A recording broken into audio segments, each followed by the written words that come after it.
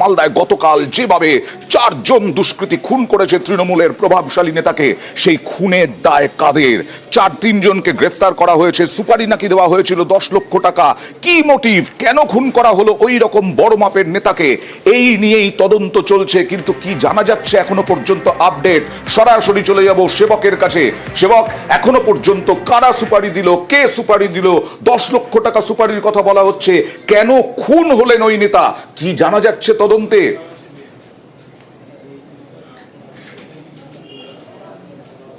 দেখো, এই বিষয়টি কিন্তু এখন ভাবাচ্ছে পুলিশকে যে ঠিক কেন খুনের ঘটনা, এটার পেছনে মোটিভটা কি।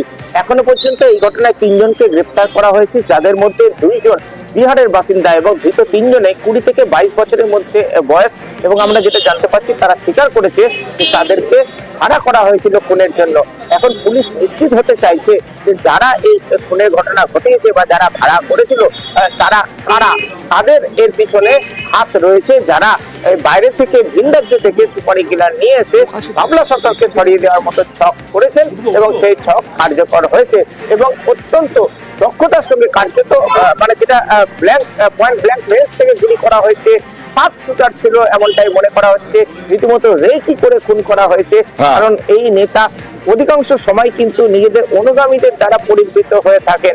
এই অবস্থায় ঠিক কোথায় তিনি একা যাবেন, কখন তাকে একা পাওয়া যাবে, সবটাই কিন্তু নজরে ছিল এই দুষ্কৃতীতে।